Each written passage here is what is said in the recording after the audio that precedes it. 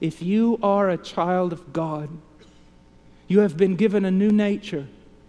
You have been recreated in the image of God in true righteousness and holiness. Nothing that this world could ever throw at you ought to be able to take away your joy. And nothing this world could ever promise you ought to be able to give you joy. Why? You are of a higher nature. You were created for the heavenlies, for the things of God. Nothing on this earth will ever please you. And what should that cause you to do? It should cause you to rush forward like a madman. Young men, listen to me. I have seen so many young men, and they are so pretty and so proper.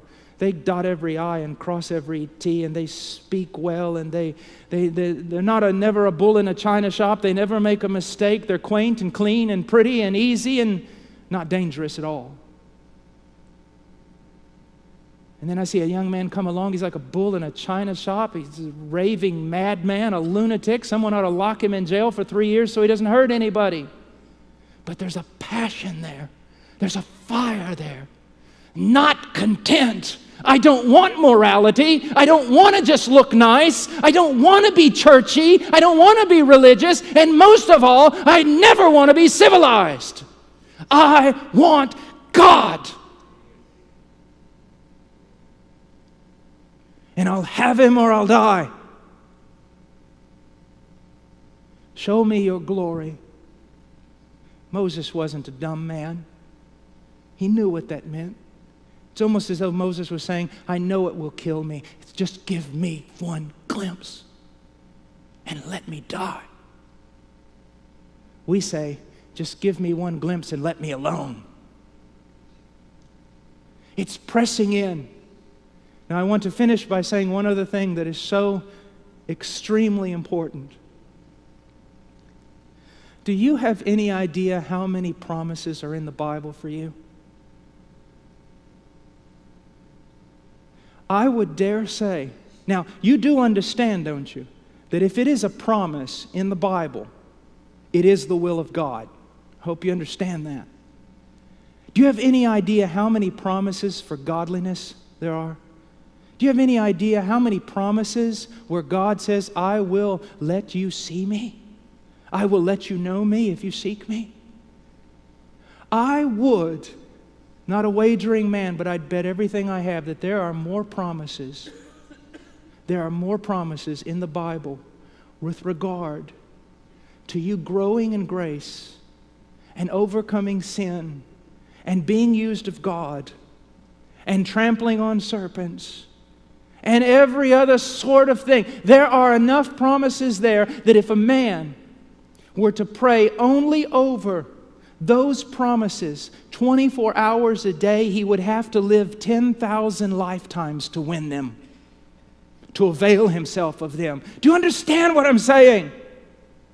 Take all the promises of God, all of them that you find, Old Testament, New Testament, write them down. The ones that talk about godliness and God being with you and God helping you and God strengthening the weak and God showing Himself to men and God doing mighty things. And you get down and you wrestle with them all the days of your life. And if you ask about those promises, you will receive. If you seek those promises, you will find. And if you knock on the door of those promises, it'll be open to you. But the problem is, we want other things than the promises. We want a comfortable life.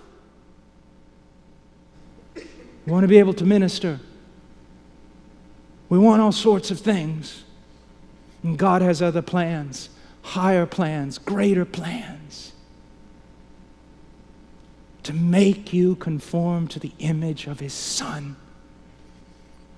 And then to use you as a treasure, as a focal point, as an illustration of just how good He is. To take you throughout all of eternity and lavish upon you greater and greater demonstrations of His goodness. He has such plans for you. You have such meager, pitiful plans for yourself.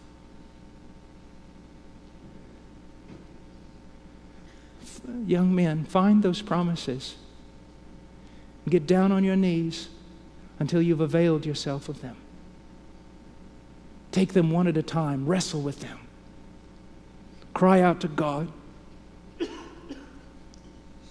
God, you said if I seek you, I'll find you. You said that. I seek you. I seek you. And persevere.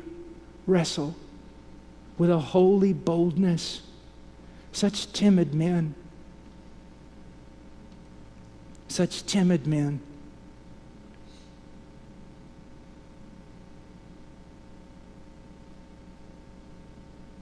And how easy we forget, those of us who know.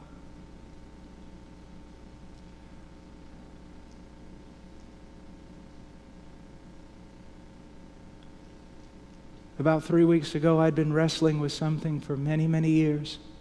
Just not seeming to make much progress in that area of my life. Then one night, about 1 a.m, woke up. And you know what, older men, listen to me. You really don't need to learn anything else. What you need to do is remember what you've forgotten.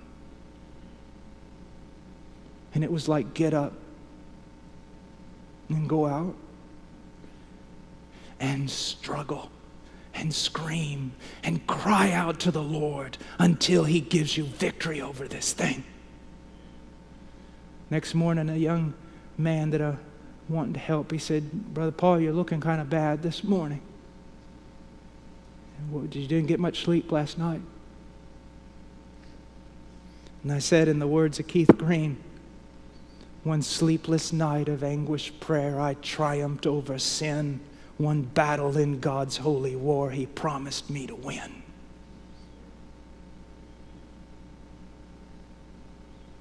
There's so many things that pick at you. Like those Canaanites in the land. Drive them out. Take God's promises and drive them out. Brother Paul, I have this one sin I can't overcome. Then fast and pray and drive it out. Grab a hold of grace. Avail yourself of promises. Be sick of the thing. The problem is, at first you're sick of the thing, and then you begin to be able to live with the thing, and then the thing becomes a part of your life. Young men, warriors, and radical Christians aren't those who listen to contemporary music and wear T-shirts with verses on the back. And it's not necessarily those who hit the streets going door to door. You give me one man who'll take the promises of God and fight through them on his knees in the darkness when no one else is around. Everything else will fall in place.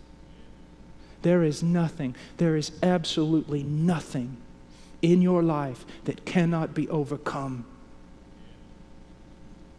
through wrestling and prayer and believing and availing yourself of the promises of God. Let's pray.